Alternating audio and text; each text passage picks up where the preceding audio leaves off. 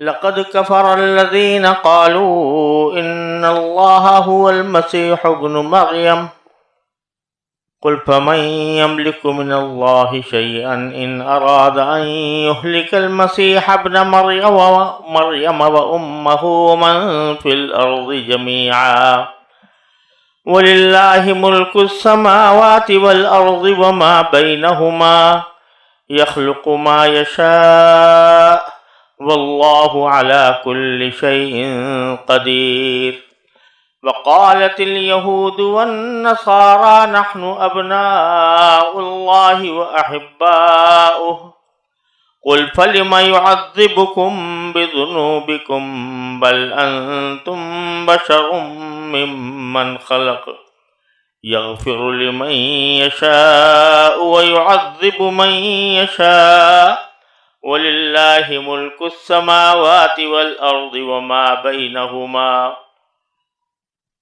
وإليه المصير يا أهل الكتاب قد جاءكم رسولنا يبين لكم على فترة من الرسل أن تقولوا ما جاءنا من بشير ولا نذير فقد جاءكم بشير ونذير والله على كل شيء قدیر۔ ان آیات کریمہ کا ترجمہ یہ ہے، یہ سورہ مائدہ کی آیات ہیں، آیت نمبر 17 سے اور آیت نمبر 19 تک آیتیں پڑھی گئی ہیں۔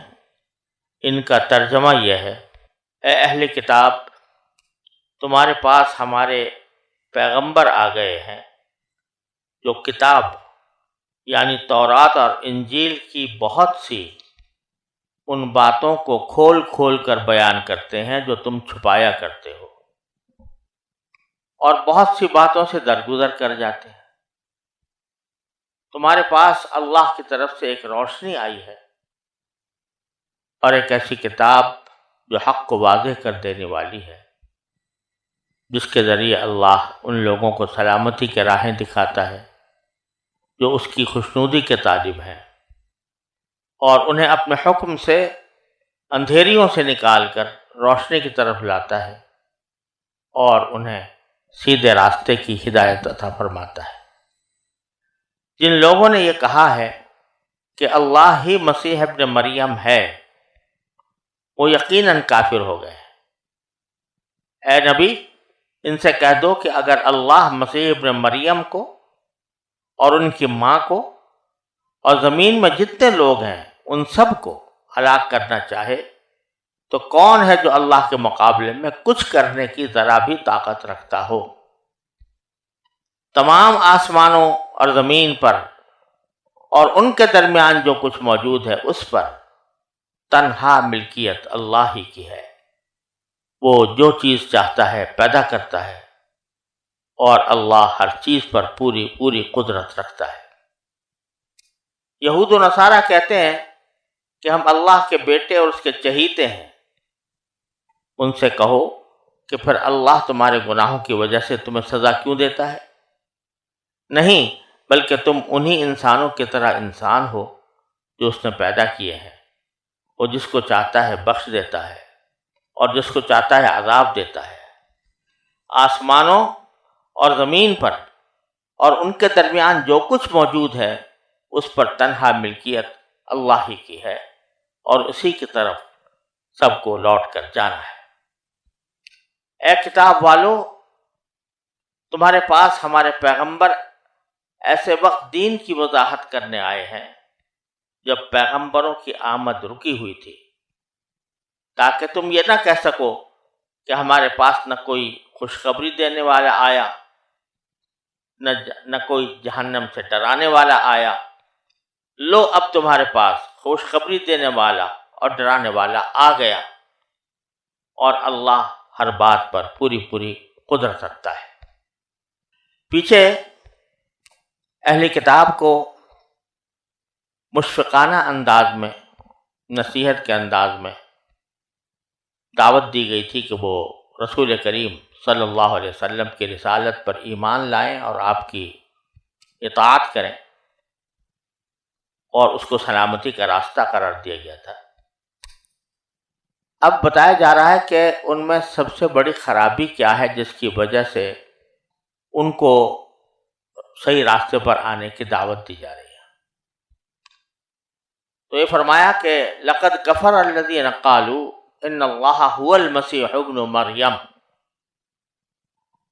وہ لوگ کافر ہو گئے ہیں جنہوں نے یہ کہا ہے کہ اللہ تو مسیح ابن مریم ہی ہے، یعنی مسیح ابن مریم علیہ السلام کو وہ خدا مانتے ہیں۔ عیسائیوں کے بہت سارے فرقے تھے، اور حضرت عیسیٰ علیہ السلام کا کیا مقام تھا اس کے بارے میں اتنے زیادہ فرقوں میں اختلافات تھے کہ ہر ایک فرقہ اس کی مختلف تشریح کرتا تھا، یہاں تک کہ ایک مستقل علم کی بنیاد پڑ گئی جس کا نام ہے کرسٹولوجی، یعنی حضرت مسیح علیہ السلام کی حقیقت بیان کرنے کے لیے جو مختلف نظریات سامنے آئے وہ اس علم میں بیان کیے جاتے ہیں۔ ہر ایک اپنے موقف کی کچھ دلائل پیش کرتا ہے۔ تو ان میں سے ایک فرقہ وہ تھا جو یہ کہتا تھا کہ مسیح ابن مریم بذات خود خدا ہے۔ ایک تو وہ تھا نا کہ جو کہتے ہیں کہ خدا تین ہیں، تین میں سے تین اقنوم ہیں، اور ان میں سے ایک حضرت مسیح علیہ السلام ہے، ایک باپ ہے، ایک بیٹا ہے، ایک روح القدس ہے۔ بات کہتے ہیں باپ ہے، بیٹا ہے، مریم علیہ السلام ہے۔ ایک تو وہ یعنی اس طرح تین حصے کرتے تھے۔ بعض لوگ وہ تھے کہ جو براہ راست یہ کہتے تھے کہ ہے ہی خدا یہ، یعنی وہ تین کے تکلف میں نہیں پڑتے تھے بلکہ براہ راست حضرت مسیح علیہ السلام کو خدا کہتے تھے۔ تو یہاں ان کا ذکر ہے۔ وہ جو کہتے تھے کہ تین میں سے ایک ہیں، ان کا آگے ذکر آنے والا ہے، لقد کفر الذین قالوا ان اللہ ثالث ثلاثہ، لیکن یہاں ذکر ہے ان کا جو خدا مانتے ہیں، حضرت مسیح ابن مریم۔ اگرچہ خدا وہ بھی مانتے ہیں جو تثلیث کے قائل ہیں، لیکن وہ کہتے ہیں کہ تثلیث جو ہے اس کا ایک حصہ اقنوم وہ عیسیٰ علیہ السلام ہے۔ بہرحال دونوں طرح، چاہے حضرت مسیح ابن مریم علیہ السلام کو براہ راست خدا کہا جائے یا تین اقنوموں میں سے ایک اقنوم قرار دے کر خدا کہا جائے، دونوں ہی صورتیں کفر کی ہیں۔ تو اللہ تعالیٰ نے فرمایا کہ یہ جو لوگ یہ کہتے ہیں وہ کافر ہو گئے۔ اور دیکھو اللہ تبارک و تعالیٰ نے یہاں ایک تو ان کے کافر ہونے کا ذکر فرمایا، اور کافر ہونے کی واضح دلیل خود اسی جملے میں موجود ہے۔ وہ یہ کہ وہ مسیح ابن مریم کہتے ہیں، مسیح جو مریم کے بیٹے ہیں۔ تو آپ ذرا سوچئے کہ جب خود اعتراف کر رہا ہے انسان کہ یہ کسی خاتون کے بیٹے ہیں، مریم کے بیٹے ہیں، تو یعنی یہ کہ وہ اپنی پیدائش میں ماں کے محتاج ہوئے، ماں کے ذریعے پیدا ہوئے۔ تو جو شخص اپنی پیدائش ہی بغیر ماں کے نہ کر سکتا ہو، وہ خدا کیسے ہو سکتا ہے؟ تو مسیح ابن مریم فرما کر یعنی اسی ان کے دعوے کے اندر جو تضاد ہے اور اس میں ان کے دعوے کی تردید ہے، وہ یہ ہے کہ مریم کے بیٹے ہیں۔ یعنی ایک تو یہ کہ جو آدمی اپنی ماں کا محتاج ہو پرورش میں، تو وہ کیسے خدا بن سکتا ہے؟ دوسرا یہ کہ ماں بہرحال بیٹے سے افضل ہوتی ہے، بیٹے کو اس کی تعظیم کرنی ہوتی ہے، تکریم کرنی ہوتی ہے، بیٹے کے ماں کے پاؤں تلے جنت ہوتی ہے، اس کی خدمت کرنی ہوتی ہے۔ تو ایک تو اس کے پیٹ سے ایک خدا پیدا ہو گیا، اب خدا ایسا ہے کہ جس کو اس کے پاؤں دبانے ہیں، اس کی خدمت کرنی ہے، تو خدا خادم ہے کہ مخدوم ہے؟ اس لیے اس جملے ہی کے اندر اللہ تبارک و تعالیٰ نے ان کی تردید فرما دی کہ ان اللہ هو المسیح ابن مریم، وہ کہہ رہے ہیں وہ مسیح جو مریم کے بیٹے ہیں وہ اللہ ہیں. تو ایک طرف کہتے ہیں اللہ ہے، دوسرے طرف کہتے ہیں بیٹے ہیں مریم کے. تو اسی سے ان کی تردید فرما دی. آپ باری تعالیٰ فرماتے ہیں کہ تم تو کہہ رہے ہو کہ مسیح ابن مریم خدا ہے، اور انہی میں بعض لوگ وہ بھی کہتے تھے کہ مسیح علیہ السلام بھی خدا ہے، مریم بھی خدا ہے.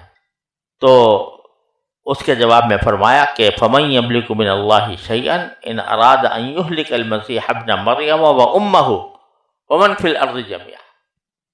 اگر یہ خدا ہیں تو یہ بتاؤ کہ اللہ تبارک و تعالیٰ کو کون روکنے والا ہے کہ اگر وہ مسیح ابن مریم کو یا ان کی والدہ کو یا ان کے علاوہ زمین میں جتنے لوگ ہیں ان سب کو ہلاک کرنا چاہے، تو کون ہے جو اللہ کے مقابلے میں کچھ کرنے کی ذرا بھی طاقت رکھتا ہو؟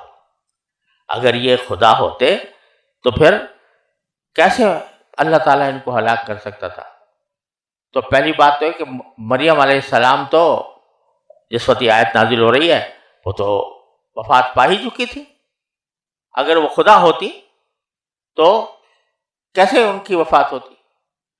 اور مسیح ابن مریم علیہ السلام جو ہے وہ اگرچہ اس وقت ان کو وفات نہیں ہوئی، وہ آسمان پر ہیں، لیکن ایک وقت آئے گا کہ وہ بھی وفات پائیں گے.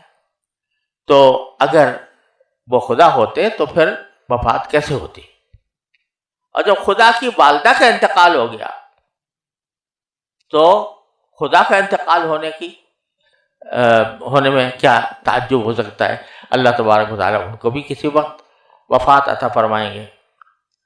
اور وجہ اس کی یہ ہے کہ للہ ملک السماوات والارض وما بینہما، آسمانوں اور زمین کی جتنی سلطنت ہے وہ سب اللہ ہی کی ہے.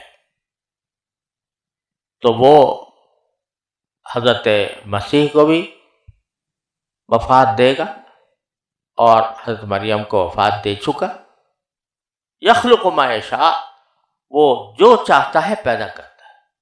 تو حضرت مسیح علیہ السلام کو پیدا کیا تھا، اور ان کو اس لیے پیدا کیا تھا تاکہ وہ اللہ کے رسول بن کر آئیں اور لوگوں کو ہدایت کا راستہ دکھائیں، اور ایسا ہی انہوں نے کیا.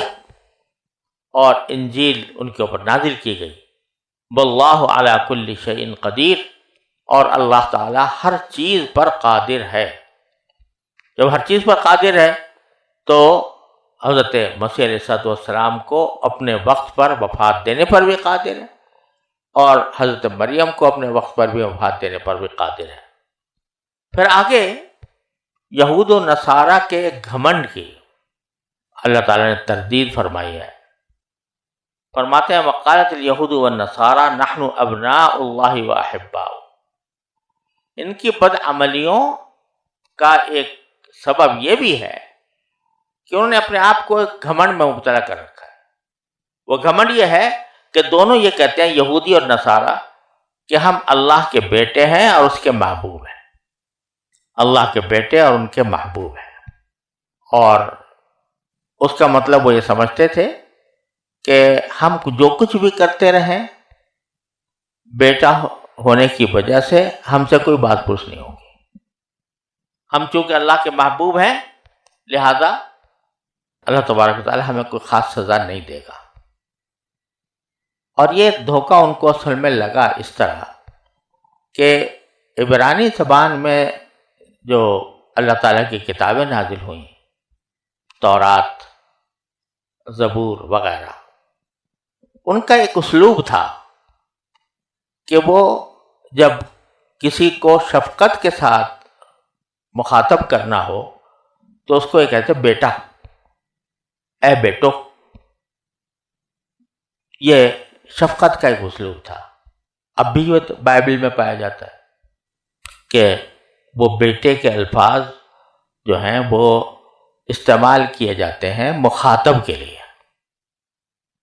جب ظاہر ہے اب اللہ تبارک و تعالیٰ کسی کو کہہ رہا ہے کہ بیٹا یا بیٹو کہہ کر خطاب کر رہا ہے، تو یہ مطلب نہیں ہے کہ یہ بیٹے جو ہیں وہ اللہ میاں سے پیدا ہوئے ہیں، اللہ تعالیٰ کے حکم سے ضرور پیدا ہوئے ہیں، لیکن اللہ تعالیٰ ان کا باپ نہیں ہے اور نہ وہ اللہ کے بیٹے ہیں۔ شفقت کا ایک اسلوب ہے کہ ان کو بیٹا کہہ کر پکارا گیا، تو اس سے یہ غلط فہمی ان کو پیدا ہو گئی کہ ہم تو اللہ کے بیٹے ہیں۔ اور حالانکہ سیاق و سباق واضح طور پر اس بات کی دلیل تھا کہ ان کو جو بیٹا کہا جا رہا ہے وہ حقیقی معنی میں نہیں ہے، بلکہ شفقت کا ایک عنوان ہے جو ان کے ساتھ اختیار کیا گیا ہے، لیکن یہ اپنے آپ کو بیٹا بنا بیٹھے۔ اور جب بیٹے ہیں تو محبوب بھی ہیں، بیٹا محبوب ہوتا ہے، لہذا ابناء اللہ و احباؤ، ہم اللہ کے بیٹے بھی ہیں، اللہ کے محبوب بھی ہیں۔ تو اللہ تعالیٰ اس میں ایک مختصر سے جواب ان کو دیتے ہیں کہ قل فلم یعذبکم بذنوبکم، اگر تم بیٹے ہو تو ذرا یہ بتاؤ پھر اللہ تعالیٰ تمہیں گناہوں کی سزا کیوں دے گا، کس وجہ سے دے گا؟ یہ اس لیے کہا کہ خود یہ لوگ اس بات کے قائل تھے، جیسا کہ دوسری جگہ قرآن کریم میں آیا ہے کہ لن تمسنا النار الا ایاما معدودات، ہمیں آگ میں ڈالا تو جائے گا لیکن چند دنوں کے لیے، پھر چھٹی ہو جائے گی ہماری۔ تو مانتے تھے کہ عذاب ہوگا۔ تو اللہ تبارک و تعالیٰ فرماتے ہیں کہ اگر یہ بات ہے کہ تم میرے بیٹے اور میرے محبوب ہو اور اس کی وجہ سے تمہیں سزا نہیں ہوگی، تو تم نے خود جو اقرار کیا ہے کہ ہاں اللہ تعالیٰ ہمارے گناہوں کی کچھ سزا دے گا کچھ دنوں کے لیے، اور لن تمسنا النار الا ایاما معدودات، ہمیں چند دنوں کے لیے آگ چھوئے گی، پھر اس کے بعد ہمیں چھٹی مل جائے گی۔ اور ایک حدیث میں رسول کریم صلی اللہ علیہ وسلم سے یہودیوں نے کہا، خود براہ راست رسول کریم صلی اللہ علیہ وسلم سے خطاب کرتے ہوئے، کہ جب قیامت کے اندر ہم جائیں گے تو ایسا ہوگا کہ ہم کچھ دنوں کے لیے ہم جہنم میں رہیں گے، پھر آپ ہمارے قائم مقام ہوں گے وہاں پر، یعنی مسلمان قائم مقام ہوں گے، اب ساری زندگی جو ہے پھر وہ مسلمان جو ہے وہ رہیں گے، ہم تو تھوڑے دنوں کے نکل کے چلے آئیں گے۔ تو بھائی یہاں پر کہا جا رہا ہے کہ تم خود مانتے ہو کہ تمہیں عذاب ہوگا، چاہے چند دن کے لیے ہو، ایام معدودات۔ اگر تم بیٹے ہو اور اللہ کے محبوب ہو تو پھر کیوں عذاب دے گا تمہیں اللہ تعالیٰ؟ یہاں سوال یہ پیدا ہو سکتا ہے کہ بعض اوقات باپ بیٹے کو عذاب دیتا ہے، تکلیف دیتا ہے، سزا دیتا ہے، تو وہ سزا ایک تعدیب کے لیے ہوتی ہے، اس کے ادب سکھانے کے لیے ہوتی ہے، تاکہ وہ آئندہ پرہیز کرے، یہ ہوتا ہے نا۔ لیکن یہاں جو ذکر ہو رہا ہے وہ آخرت کے عذاب کا ہو رہا ہے۔ آخرت کے عذاب اول تو اتنا شدید ہے کہ ایک لمحے کے لیے بھی انسان اللہ بچائے اس میں چلا جائے تو وہ اس کو ہم یہ نہیں کہہ سکتے کہ تعذیب کے لیے ہو رہا ہے، آگ میں جلایا جا رہا ہے، کھولتا ہوا پانی سر پہ ڈالا جا رہا ہے وغیرہ وغیرہ، تو یہ کوئی باپ اپنے بیٹے کی تعذیب کے لیے ایسا عذاب نہیں دیتا آگ کا، اس کو آگ میں جلا دے، چاہے ایک مہینے کے لیے، چاہے ایک چند دن کے لیے ہو۔ دوسری بات یہ ہے کہ تعذیب کا مطلب یہ ہوتا ہے کہ دنیا میں جو بچوں کو ادب سکھایا جاتا ہے تو اس کی وجہ سے اگر کسی کو کوئی مار پیٹ کر لی تو مطلب یہ اس کا یہ ہوتا ہے کہ تاکہ آئندہ اس کا ترجمہ درست ہو جائے۔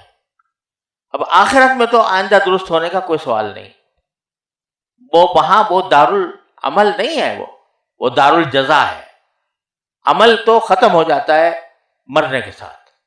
تو اب اگر آخرت میں کوئی سزا دی جا رہی ہے تو اس کا یہ مطلب نہیں ہو سکتا کہ وہ آئندہ زندگی ان کی بہتر ہو جائے، پھر تو زندگی آنی ہی نہیں دوبارہ دنیا والی زندگی۔ اس لیے یہ احتمال نہیں ہے کہ یہاں جو عذاب دیا جائے گا ان کو وہ ادب سکھانے کے لیے دیا جائے گا، اور ان کے حالات کو آئندہ بہتر بنانے کے لیے دیا جائے گا۔ تو عذاب تو ہوگا، تو عذاب ہی ہے۔ اگر تم بیٹے ہو اور محبوب ہو تو اللہ تعالیٰ تمہیں کیوں عذاب دے گا؟ بل انتم بشر ممن خلق، بلکہ تم ایسے ہی بشر ہو جیسے کہ اللہ تعالیٰ نے اور دوسرے بشروں کو پیدا کیا ہے، جیسے انسانوں کو پیدا کیا ہے۔ یغفر لمن یشاء ویعذب من یشاء، اور کسی کے ساتھ ایسا لاڈلا ہونے کا معاملہ نہیں ہے کہ چاہے وہ جو کچھ کرتا رہے اور اللہ تعالیٰ کا لاڈلا ہے اور اس کا بیٹا ہے اور اس وجہ سے وہ کچھ بھی کرتا رہے اس کو عذاب سے نجات مل جائے گی، بلکہ اللہ تعالیٰ جس کو چاہتا ہے اس کی مغفرت کرتا ہے، جس کو چاہتا ہے اسے عذاب دیتا ہے۔ تو یہ کسی کے لاڈلے ہونے کی وجہ سے اس کو عذاب سے نہیں بچایا جا سکتا۔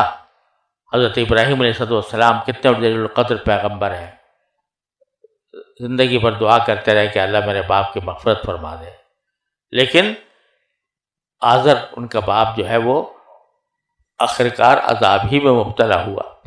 تو یہ کسی کے لاڈلے ہونے کی وجہ سے کوئی عذاب ٹل نہیں سکتا اگر انسان کفر اور شرک کا ارتکاب کر رہا ہو۔ وَلِلَّهِ مُلْكُ السَّمَاوَاتِ وَالْأَرْضِ وَمَا بَيْنَهُمَا، اور اللہ ہی کے لیے ہے سلطنت آسمانوں اور زمین کی اور ان تمام چیزوں کی جو آسمان اور زمین کے درمیان ہیں۔ وَإِلَيْهِ الْمَصِيرُ، اور اسی کی طرف دوبارہ لوٹ کر جانا ہے، ہر ایک انسان کو جانا ہے۔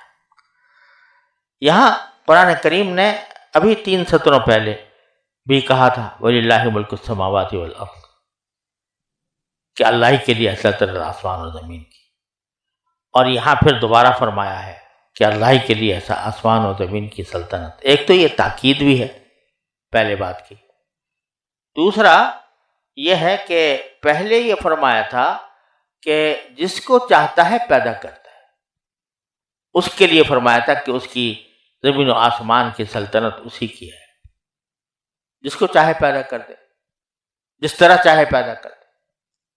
اور یہاں ذکر ہے کہ جس کو چاہے عذاب دے اور جس کو چاہے اس کی مغفرت کرے۔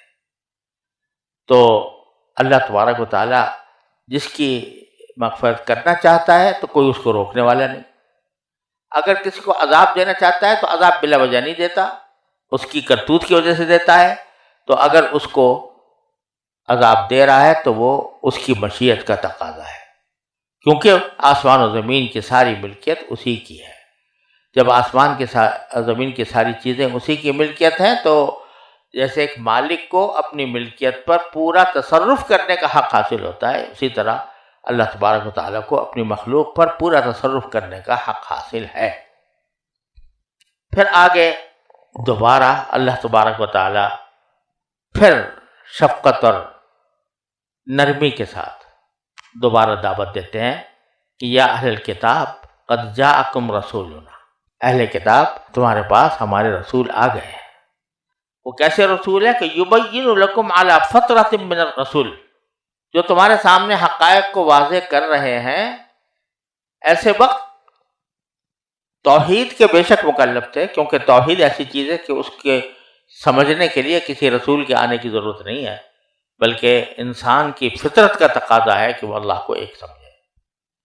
تو جو لوگ اللہ کو ایک مانتے تھے وہ باقی احکام کے مکلف نہیں تھے، یعنی اگر فرض کرو انہوں نے شراب پی تو پی، اس کے اوپر کوئی مواخذہ نہیں ہوگا، الیاذ باللہ کوئی اور گناہ کا کام کیا تو کر لیا، اس پر کوئی مواخذہ نہیں ہوگا۔ کیوں؟ اس لیے کہ نبی آیا ہی نہیں تھا جس نے کہ ان کو ان احکام کی تعلیم دی ہوتی۔ البتہ توحید چونکہ ایسی چیز ہے کہ اس کے لیے رسول کے آنے کی ضرورت نہیں ہے، انسان اپنی عقل سے اس کو سمجھنا چاہیے، اس واسطے اس پر مواخذہ ہوگا۔ بہرحال یہ زمانہ ایسا تھا کہ انبیاء کرام نہیں آ رہے تھے، تو رسول کریم صلی اللہ علیہ وسلم کو اس وقت بھیجا علی فترۃ من الرسل، یعنی رسولوں کے انقطاع کے زمانے میں، جبکہ ان کی آمد رکی ہوئی تھی۔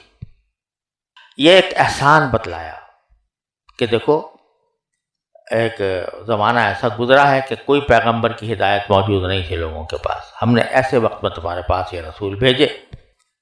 اور پھر میں آگے فرما دیا کتنے پیار سے کہ ان تقولوا ما جاءنا من بشیر ولا نذیر، کہ کہیں تم یہ نہ کہو کہ ہمارے پاس تو کوئی بشیر یعنی خوشخبری دینے والا نہیں آیا تھا جنت کی، نہ کوئی نذیر آیا تھا جو ہمیں دوزخ سے ڈرائے۔ تو کہیں تم یہ نہ کہہ دو، تو تمہاری اس حجت کو ختم کرنے کے لیے ہم نے رسول بھیجے ہیں۔ یہ اتنے پیار سے بات کی جا رہی ہے جیسے کہ ماں باپ بچے کو کہتے ہیں کہ دیکھو بھائی تمہیں سمجھ، کبھی ایسا نہ ہو تم اس بعد میں یہ کہو کہ ہم نے تمہیں سمجھایا نہیں تھا۔ تو ان تقولوا ما جاءنا من بشیر ولا نذیر فقد جاءکم بشیر ونذیر، لو آ گیا تمہارے پاس، بشیر بھی آ گیا، نذیر بھی آ گیا۔ بشیر کے معنی خوشخبری دینے والا، یعنی جنت کی خوشخبری دینے والا، اور نذیر کے معنی ڈرانے والا، آگاہ کرنے والا، یعنی تمہیں جہنم کی عذاب سے ڈرا کر اس سے آگاہ کرنے والا آ گیا۔ تو اب تو مان لو، جبکہ اتنے دنوں تک فترت رہی، پھر ہم نے تمہیں ایک رسول بھیجا، تمہارا جو عذر ہے وہ ختم ہو گیا کہ ہمارے پاس تو کوئی آیا ہی نہیں تھا، تو یہ آ گئے۔ واللہ علی کل شیء قدیر، اور اللہ تعالیٰ ہر چیز پر قادر ہے۔ لہذا جب زمانہ فترت کا تھا تو ہم نے اس طرح لوگوں کو چھوٹ دے دی کہ چلو توحید کے سوا جو کچھ بھی تم کر رہے ہو مواخذہ نہیں ہوگا۔ اور اب جب کہ نبی آ گیا، رسول آ گیا صلی اللہ علیہ وسلم، تو اب اللہ تعالیٰ اس پر قادر ہے کہ تمہاری نافرمانیوں پر تمہیں عذاب دے اور آخرت میں اس کا مواخذہ کرے۔